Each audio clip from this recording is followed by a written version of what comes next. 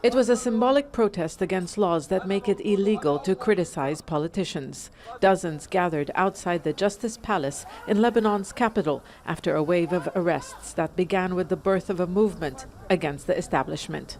Since October, at least 100 activists have been detained.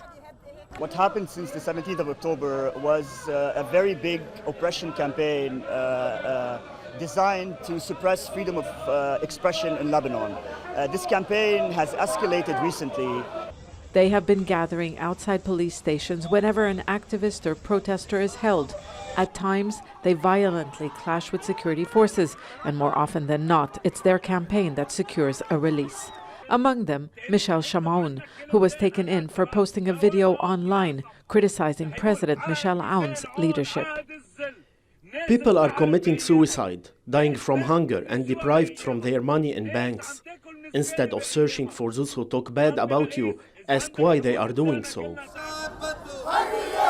Lebanese law criminalizes defamation against public officials with sentences of up to 2 years for insulting the presidency. But rights groups say these laws are being used by the powerful against their critics. The rate at which these laws are being used increased by more than 300%. As criticism of the government increased, as allegations of corruption began to surface and become more prominent in public discourse, the authorities wanted to crack down on that public debate. Protests against the political class, accused of driving Lebanon's economy to the ground, recently turned into riots. Authorities are promising a tougher response when it comes to vandalism and plan to take what they call preemptive operations to prevent further violence. This is raising concern among those demanding accountability and a change of leadership.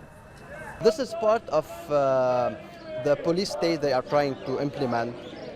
Even the Prime Minister said this is not a revolution, it's a coup d'etat, which is, by legal terms, it can be suppressed by army force. Those in power are being accused of creating an atmosphere of fear. While they may have intimidated some of their opponents, others say they refuse to be silenced. Zeina, Khodr, Jazeera, Beirut.